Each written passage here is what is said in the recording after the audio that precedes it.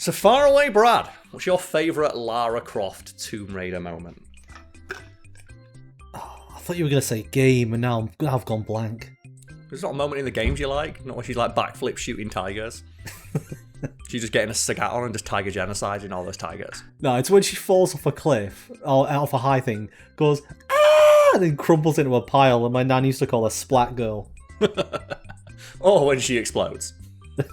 Never forget that like Tomb Raider has the ability to self-combust on a whim if you press like up, down, square, triangle, R1 select.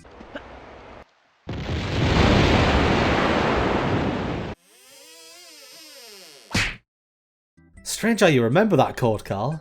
I don't remember the card. I'm just like, do you know what? If it's right, then I've unlocked like key memory unlocked.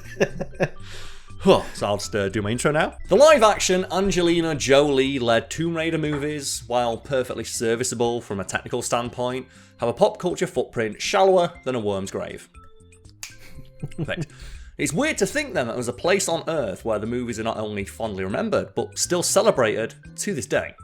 Cambodia. So, Brad, we're of course talking about the first Lara Croft Tomb Raider movie, fittingly called Lara Croft Tomb Raider, starring Angelina Jolie, and you can probably guess that it was filmed largely on location in the country of Cambodia. And do you remember like the cool-ass temple that they're in that movie? Yeah, that temple's really cool. Yeah, well, that's a real place on Earth. You can actually go visit. I have the name here. It is the Tar Proam Temple. It is a ancient and impossibly bitchin' looking monastery that, up until the making of that film, was a largely unknown location. And right in front of me, this is one of the sanctuary in Tar Proam Temple. While today it's considered one of the most beautiful places on Earth you can go visit, when they were filming Tomb Raider, nobody knew what the fuck it was. Which is weird to think, isn't it? It's like, it's so iconic a visual now of like, that ancient monastery covered in vines, with a lady in a skin-tight kung fu suit backflipping around it using dual pistols. Yeah. How did they find it? Well, they were just scouting locations in Cambodia. And if anyone wondering, why is it so important that they filmed in Cambodia? This is a comedy channel, and we don't like to delve into too heavy a topic, so I'm just going to mention that there were almost no movies made in Cambodia for about 5 decades prior to the production of Lara Croft Tomb Raider because of something called the Khmer Rouge. Look that up on your own time if you don't know what it means, but for everyone who does know what it means, you're probably just going, ooh, yeah, I can see why no one had been to Cambodia for a while because of that one. I'm in the dark. I'll have to look it up as well.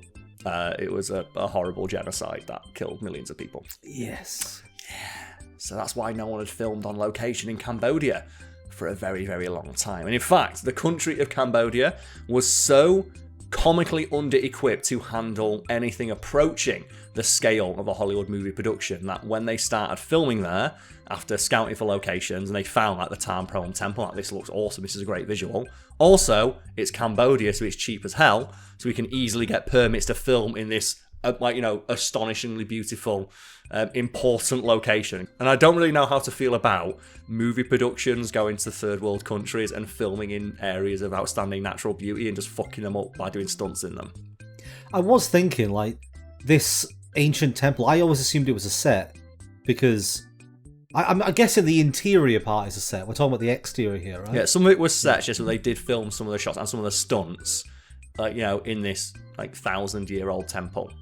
That's a holy place for a lot of people. So I looked around the world for other great settings, and I happened to come across Cambodia. All the time you're walking, you're trying to see her. Okay. You walk amongst those temples, and the scale is so enormous, and the detail is so rich that it's beyond comprehension. You can only just marvel. No films have been shot there since the early 60s, so... Because I'm going to be honest, until we got this article up today, I'd forgotten that this film and its sequel, Cradle of Life, existed. Yes, but that's the thing, like, they have virtually no pop culture footprint, but in Cambodia they're still considered to be cultural touchstones because they brought Hollywood productions into the country. And as mentioned, they were so under-equipped to deal with the Hollywood production that when production on the movie started, they had to truck in 30 shipping containers worth of filming equipment from Thailand. Like, they literally did not have enough filming equipment in the country because no one had ever filmed a movie there. So when movies go on location, do they usually rent the equipment locally? Usually, yeah, because, you know, a lot of filming equipment is pretty standardized the world over now. And like we talked in one of the very earliest videos we did about, like, you know, a lot of movie equipment is just rented because it costs so much money. Like, even massive productions, like held by companies like Disney, rent their equipment rather than buy it outright. But when it came to Lara Croft Tomb Raider, and they couldn't do that because there literally wasn't any filming equipment in the country and they had to ship it in from Thailand. So what's this bar we're talking about? Okay, so the bar we're talking about is described by its owner, I should point out, as, and I have the quote here, a shitty bar on a rat-infested dirt track backstreet. That's how the owner described it. I can't wait to go there. And it is the Red Piano Bar, which, as of writing this article, is still open, but I did write this article 5 years ago, so I'll have to do a bit of research when I'm editing this. But yeah, it's the Red Piano Bar in Cambodia. And like many local businesses, when the production of Tomb Raider rolled in, we're very happy to have hundreds of people from a Hollywood production spending money in their country. And the Red Piano Bar is one of the places where Angelina Jolie and the rest of the production would go to relax. And the owner, and I have his name here, it is Gyet Kabor, was incredibly happy to have a very attractive Hollywood starlet drinking in his bar. And when he found out she was there to film something called Tomb Raider, he made a cocktail called the Tomb Raider and offered it to Angelina Jolie for free, which she happily accepted, took a sip of, and he took a photo of her doing so, which he then put on the wall, which has turned that place into a landmark. Ooh, what was in the cocktail? I'll have to look it up because I don't have it here, but it's called... ask again, I'll say. I'll have it. Do you know what was in the cocktail? I don't have the exact ingredients to hand, but I will put in a brief clip or something explaining how it's made. Maybe if I have the ingredients in my house, I'll make one. I probably should have done that first, shouldn't I? But it is 2 o'clock on a Tuesday. I don't really feel like drinking a cocktail right now. I've got a whiskey and coke. Usually when I've because I've not recorded a lot recently, I'm usually a little bit tongue's tied up, so I always have a little bit of a drink to loosen it. That's a fair point. The thing is that if they're going to make it a Lara Croft cocktail, it has to have Lucozade in it, right? Yeah. So do you remember all those adverts that had Tomb Raider in that where she was officially endorsed by Lucozade?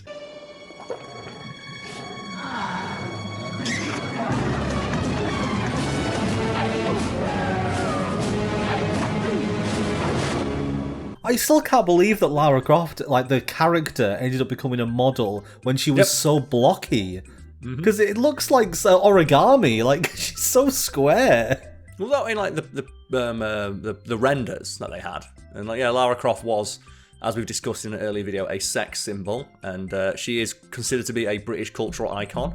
There's a road in the United Kingdom called Lara Croft Road. Really? Yeah, you can go there. I think it's where the original company that made the first game, it's where their studios were originally based. That's Lara Croft Road. And in Cambodia, the Red Piano Bar went from being, as I said, a crap bar on a rat-infested dirt track street. It's one of the hottest night spots in the entire country. Almost entirely thanks to the fact Angelina Jolie would get a drink on there about 3 or 4 times a week while filming Tomb Raider. And while in the intro I shit on this movie for not being that memorable, I will give it props for actually trying to capture how stupid those early games were. So do you remember we made that video talking about how in the original Tomb Raider series, Lara Croft finds Bigfoot and Area 51 and he's just fucking starring on Yetis and stuff?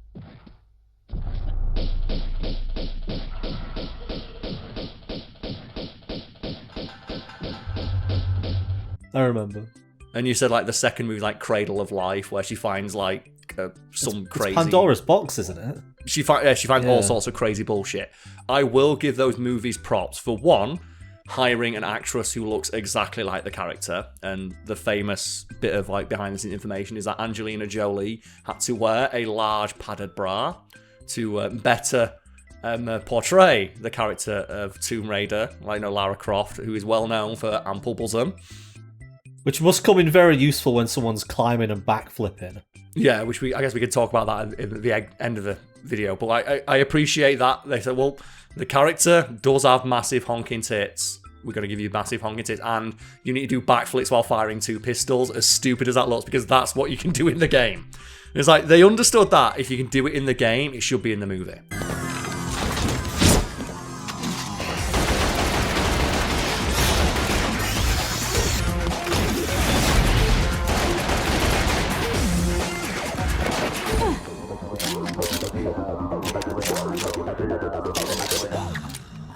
Yeah, but then look at the Doom movie, where they had that first-person sequence in it. I think if that was the entire movie, I'd have been happy with that. Yeah, so that was the best bit of the movie, to be fair. Yeah, that's the thing. Like, people like meme on that Doom movie for like having the really cheesy, awkward first-person shooter segment. And my only problem with it is that that's not the entire movie.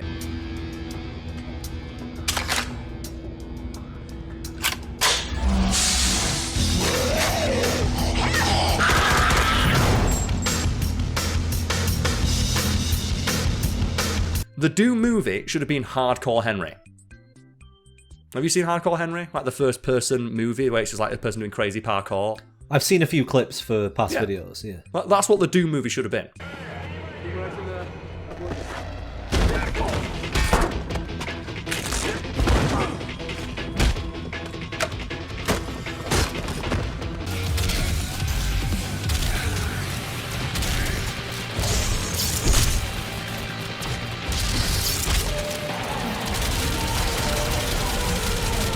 It should have just been that.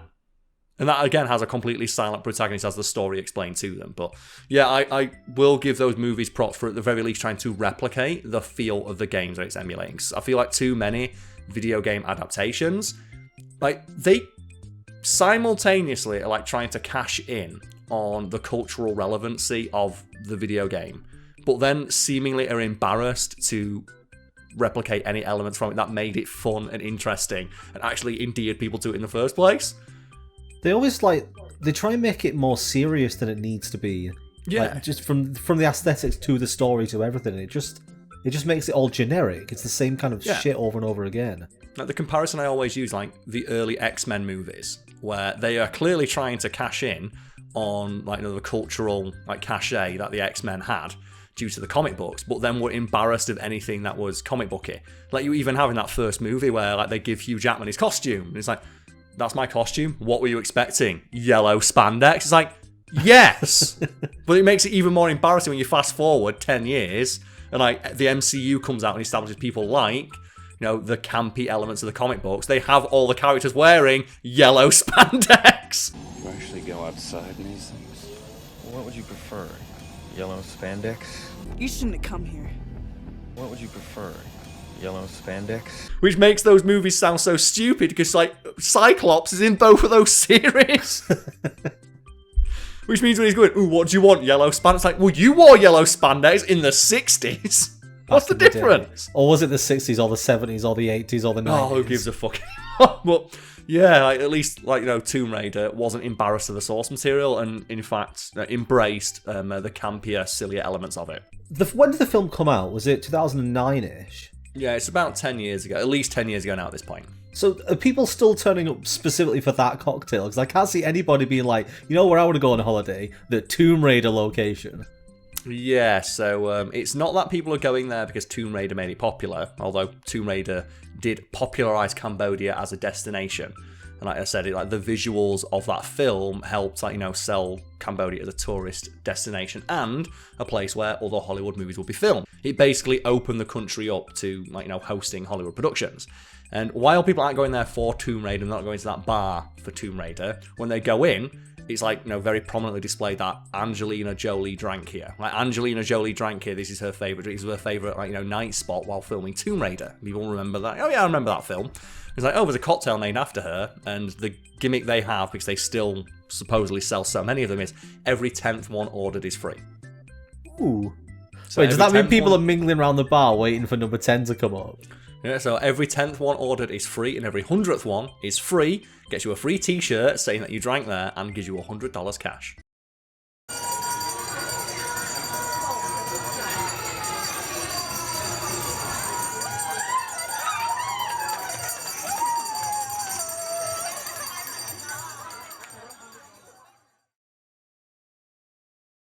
Ooh. Which is a hell of a gimmick, isn't it? I think the only gimmick I've ever found in any bar that approaches that one in terms of like, you know, just sheer value for money if you manage to get like lucky that one day is, do you remember like Vodka Revolutions? Like, this is not a sponsored bit, by the way. It's just a bar that exists in Sheffield. Like Vodka Revs. I remember it. They used to have a gimmick which was double your round for £1. So whatever you ordered, if you paid £1, they'd give you it again. Doesn't matter the value. I went in once for a stag do, and it was, we ordered like 20 bottles of beer, like 3 bottles of Prosecco, and it comes to like 200 quid. It's like, that's a lot of money. And then they said, do you want it again? And give them £1. And they came out and it was like, we had like 50 bottles of beer and stuff between like 10 of us. And it's like, wow, this is a pretty good deal. And obviously, I don't think they obviously still made money off that, but it's ridiculous like they did it as an offer. Oh, that's a dangerous deal though. It is, and I don't think they do it anymore. Oh god, if they do it, we're going there at some point. But, yeah. Cheers, Lara Croft. And cheers, Angelina Jolie. So far away, Brad, earlier in this video, we talked about, like, very briefly, the Doom movie and the fact that video game movies just very seldom actually capture the spirit, the feel of what it's like to play the video game that they're using as the basis of the movie. And do you have any favourite, like, video game movies or video game adaptations? Because there aren't that many. And most of them are terrible, but maybe there's one that I'm not remembering. Because I think those Tomb Raider movies, as we discussed, they at the very least capture the feel of what the early Tomb Raider games were like. And I did watch the latest Tomb Raider movie with Alicia Vikander, and I think they do capture the feel of those later reboot Tomb Raider games, but those later reboot Tomb Raider games are just Uncharted. And I don't like Uncharted that much. Yeah, the irony that Uncharted was the spiritual successor to Tomb Raider, and then Tomb Raider just copied Uncharted instead of doing its own thing. And as well, instead of embracing the fact that it's full of dinosaurs and yetis and aliens. That's just what you want, isn't it? You just want the dinosaurs and the yetis and the aliens. Well, that's it. It's one of the most iconic parts of Tomb Raider is her like double backflipping while firing pistols at like a T-Rex. Like, and what makes it worse is if you play that very first Tomb Raider game, like the reboot, the end of the game has like her get 2 pistols in a box. That's the thing they do. Like, she gets 2 pistols. I can still remember the last time I fired these. And that's like the nod to, oh, remember when Lara Croft had used 2 pistols? And then they had an interview with the developer where they asked them, is Lara Croft going to use 2 pistols in this next game? Like, no, that's stupid. Why would we do that? And it's like, well, you put the clip in. You didn't. It's like, it's that thing we talk about with the movies, but with the people making the games. Now the people making the reboot are embarrassed of the stuff that made the series popular that they're now rebooting. If they don't like it, they should just not put it in. Like, by putting the reference in, you're reminding people what could be. It's like the Power Rangers movie. I will never stop bringing this up as the perfect example of exactly what I'm talking about. They made a Power Rangers movie, but they were clearly embarrassed of what made the Power Rangers popular. To the point where the only time you have anything that references the original series is where they play the original theme song for 5 seconds. Yeah, and it's fucking great, that shot. Yeah, when all the robots jump, but then they cut it off straight away because they're embarrassed of like, oh, we don't want to evoke too much imagery of that original series. Like, why? That's what you're making a reboot of!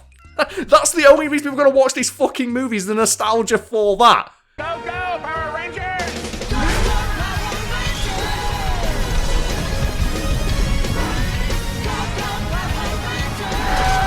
I'm going the right way. Jason, I'm going backwards.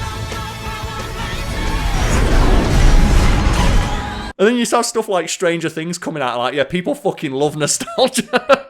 Well, South Park's, they did an entire gimmick for a season about the member berries and how society loves nostalgia, and it's like we're addicted to nostalgia. And it's really ironic that South Park did that when their entire gimmick was like having the same joke in every episode. Well, that's a different topic of discussion. No, back to video game adaptations. Yeah. I think the Assassin's Creed one had potential. It did, but Assassin's Creed as a series is just dead to me. I've never been able to forgive them for refusing to drop the future aspect. You thought it should have just been entirely contained to the past. The instant they introduced Desmond, I fucking hate that twist and the idea of the Animus. Because I remember I played Origins, the Egypt one, and I was getting really into that. I was playing it, I'm like, okay, this is fun.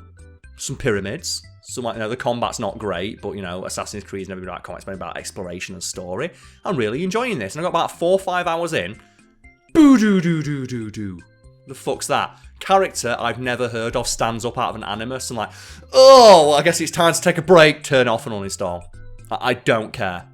I thought they dropped that gimmick after the third one. So did I. And then that's why when it came, I was like, I don't care. I don't want this no-name fucker story. I stop putting the future shit in.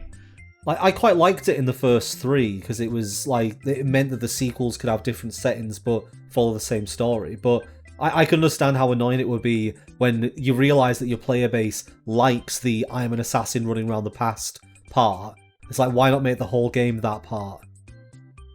And like the thing as well with the future things, they never paid it off because they never had. I think they had like one Desmond section where it actually learns the assassin powers, but they never had a game set entirely in the future, which is clearly what they were trying to build up to because they realised not enough people like. It would have been kind of cool though if they got to a point where, like, imagine what was it, Watch Dogs, where you've got the entire city but with an assassin. So I didn't like it, but I appreciate that some people did, and I think my problem with it is that they never committed. Especially when it came to, like, Ezio, where Ezio was really popular, so they did 3 games of Ezio, so they even dropped the gimmick of every game is a new story. It's like, now you're doing 3 games. Oh! Go phone call. No, it is. Hello? Well, before we were interrupted, Brad, we were talking about video games, and if people wanted to see us play video games, they could do so, couldn't they? The Twitch channels that we both have. Yes. Look at that, I remember it to a plug today. So where would people find your Twitch shenanigans, and what would they see? Well, you can find me at twitch.tv/Overdog, spell OVAHDAWG. Yep.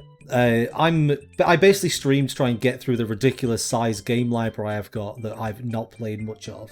So I've got like 600 games. So I'm working my way through, and a lot of it's older games that other people will likely have seen, which I've never played, so I'm just getting around to experience them for the first time, and then I'll play a lot of horror games, survival games, etc. So people want to come along for that, yeah, come and have a chat. There's fun points rewards you can do. You can blindfold me for streams. Yeah, and then mine is just twitch.tv /Karlswood, and the selection of games I play is fairly limited, but every Friday I've committed to playing Metal Gear Rising Revengeance. I don't know how that came, but I guess I do. So if you want to see that game, that's like, and then we always have a drink on a Friday. So it's a couple of beers, beating up a right-wing Republican senator. If that sounds good to you, join me on a Friday. Yeah. And then the rest of the people week haven't been to sporadic. Carl's Metal Gear streams, I would highly recommend them. I've been a few times, and waiting for the voice lines to come up is just a peak highlight. They're so fucking. It's such a good game. Yeah, that's what I stream. But yeah, bring it back to like just like the movies and stuff. That just they don't capture the feel of what it's like to play those games. I know.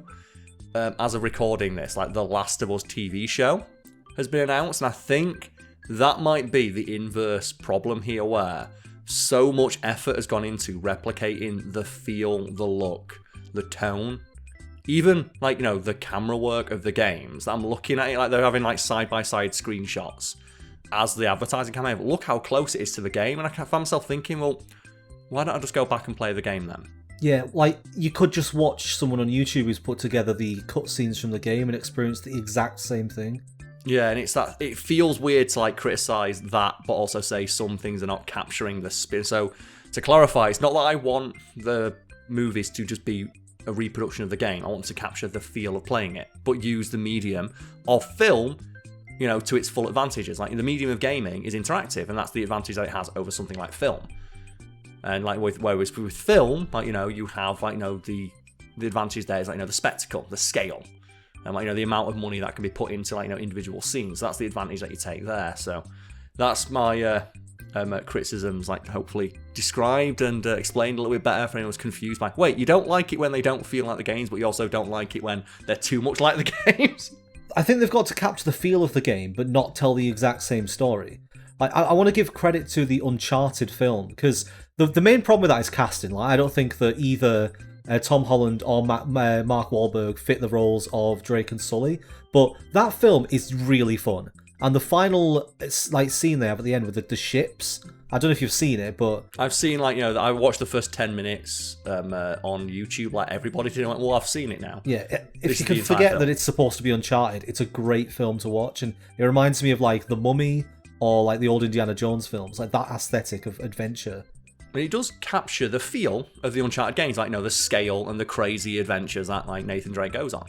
Yeah. So they don't capture the feel of Nathan Drake as a character. They do capture like that opening scene of those first couple games, always falling out of the plane and stuff like that. They put that in, and they capture, like, you know, the frenetic, like, frantic energy of that happening to your main character and the scale of the adventure. I don't know why they decided to open it with Tom Holland in a Spider-Man pose, awkwardly saying sorry to someone. It's like, you're trying to get this guy away from a role he's going to be typecast in. Don't make him do the same thing he always does. Admittedly, yeah, that was bad casting, but I don't think you get much worse than you mentioned the Doom movie. And you get like Dwayne "The Rock" Johnson. just being The Rock, and it's like, fucking hell. At least he like had the balls to be the villain in that movie. Has he ever not been The Rock in anything, though? Well, his earlier roles, yeah, because like he didn't have enough star power to be like, no, fuck you. Nowadays, it's just like he's either muscular. He's in the Schwarzenegger camp, isn't he? Muscular dad or muscular bear like hero. Exactly, but never forget though, Brad, they made a second Doom live-action movie that was so bad no one knows it came out. What? Yeah, it's on Netflix right now if you're in the UK. Maybe it's not for America, but there's a second Doom movie that came out, and they try, bless them, to actually put some Doom shit in there, and they have like blue key cards and stuff like that, but it was so bad. It was filmed during the pandemic in like Poland or something like that, and every actor involved with it just refuses to talk about it. Like, it wrapped shooting because one of the actors in it tweeted out, "I've just finished rapping on the Doom movie." And I was like, there's another Doom movie coming out. You know how you make a Doom movie? You make it like Mad Max, where the point is just an endless fight, and you don't show the guy's face, and you just make it about the visuals. Like I said, maybe make a Hardcore secondary character with a secondary character with a bit of a story. Just make Hardcore Henry. It's like the Halo TV show. Like, if you want to make a Halo TV show, don't make Master Chief the main character. You make Master Chief a character in that show who just turns up, does shit, and then leaves.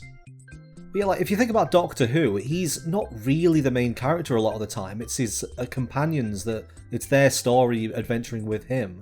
Yeah, his stories happen around him, and it's about his reaction to them. I don't mind, because I know the number one criticism people have is like Master Chief takes his helmet off. I have no problem with that. I have no problem that John Halo takes his helmet off and you see what he looks like. Like, I'm aware of the thing like Master Chief is supposed to be the player stand-in. He's supposed to be faceless so you can put yourself into his boots, but different medium requires, like, you know, different thing. Like, he's not... Doom Guy is a character where you should never see his face. Because Doom Guy... Like, the point of Doom Guy is that you're never supposed to see his face because he's faceless. Like, he's not a character, he's the embodiment of rage. Master Chief is a character, and if you've got a show that revolves entirely around him, he probably should, like, take his helmet off every now and again. Even though I'd argue you don't have to, because, like, The Mandalorian showed that you can have a character who doesn't take the helmet off and still is able to emote, and you're supposed to respond to them emotionally, but whatever. It's just, I don't like that the elites look like shit. That's my problem with it. Honestly, I actually haven't watched it. I've only seen the bit where they show the guy, Master Chief, with his helmet off, and it's like, he's not really what I thought Master Chief would look like. It's also, as well, you can tell it's the actor, just they don't want to be in a role. It reminds me a little bit of another bad adaptation, Judge Dredd, with Sylvester Stallone, where Sylvester Stallone was like, okay, I'll play Judge Dredd. And the thing is, Sylvester Stallone looks good as Judge Dredd in the outfit. He looks amazing because he's got that really strong, defined jaw, which is what Judge Dredd's known for. It's just the instant he takes the helmet off, and that was 100% on Sylvester Stallone being, I'm not playing a character who never takes the helmet off. And as much as they try to tell him what the point of Judge Dredd is that he's like, you know, a faceless sentinel of justice, he never takes the helmet off because he's like, you know, just the embodiment of law and order in this broken universe. It's like, but I want to have my face on the poster though. And I feel it's the same thing with the Halo guy of like, it's not as important that Master Chief wears his helmet, but it's, you know, represented the fact he's always ready for battle, and the fact that, you know, he is just all duty, no nonsense motherfucker. I feel like the actor's like, but if my face isn't in the show, how am I going to act? And it's like, oh, come on. I mean, get good. And I think as well, if they'd left the helmet, they could have got Steve Downs in, who's like the voice of Master Chief, and we could have had that. But has he been the voice of Master Chief all the way through? Yeah, Steve. I'm pretty sure it's... I'll have to double check next time. Like, it's not Steve, it's some other guy. I'm almost positive it's Steve Downs. Steve, yeah, he's best known as the voice of Master Chief from the Halo video games. He's 70 years old. Can go in. But they could have... yeah, so my problem isn't that he takes the helmet off, because I never saw that as being important. It's like, even the end of Halo 4 has Master Chief... It's established that as soon as he's done fighting, he does take his helmet off. Think of my axe as you will. But do not doubt the reality. The reclamation has already begun. And we are hopeless to stop it. Like, that's the ending of Halo 4 or 5, is him taking the helmet off because he's finished with his day. It's just the fact that it doesn't feel like a Halo game. He does at the end of Halo 1, doesn't he? Because there's that thing where he takes his helmet off and there's just a helmet there. So it's always been established that he takes it off in his face. It's more just they're just sticking to it. It's a running gag in the series that you don't know what he looks like because it's not that important. But yeah, it's just the elites don't look like elites. And no one in the show feels like the characters they're supposed to be because they're acting differently. And it's like, that's fair enough, but if you're aping the feel of the games, why doesn't it feel like one of the games? But even then, the later games don't feel like the early games, so who even gives a fuck anymore? No, but I'm going to have to have a look at the elites in the show. No, just look crap. And I think especially with Halo, it's more difficult for me to like buy that show because we've already had the best live action Halo thing ever made, which was the advert for Halo 3. You ever see that? The one with the little figurines. Not that one. It's a live action advert they did for Halo 3. I'm pretty sure it was the guy who did District 9, or it feels very much like he made it. And it's a live action, like 5-minute long thing of just soldiers being attacked by the Covenant. And it's one of the best looking bits of Halo media ever made. And it was an advert, and they never did anything with it. Like, bring it up. I'll like find the link and just put in Halo live action ad. I think Halo Landfall was a group of 3 short live action films created by Neil Blomkamp, yeah? And I think that's what makes that Master Chief show feel.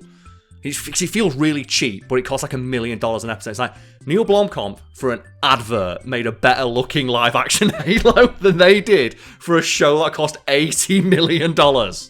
Something very real about the way this one's filmed. Yeah, like Neil Blomkamp had, like, I think $300,000 to make one advert. And he made a better live action Halo than one that cost nearly $100 million. So I think that Halo should cost $10 million an episode. It's like, where did the money go?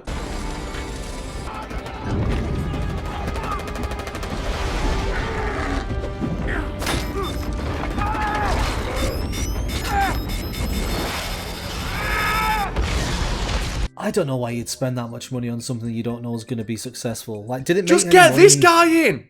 Just get Neil Blomkamp back! So he was like rumoured to be making one for years. And they didn't let him make it. People on YouTube make better fan films for like zero budget, don't they? Well, it's not even a fan film. Bungie made him make that. And that's the thing, he did it on like a shoestring budget and it looks fucking awesome. But yeah, video games, eh?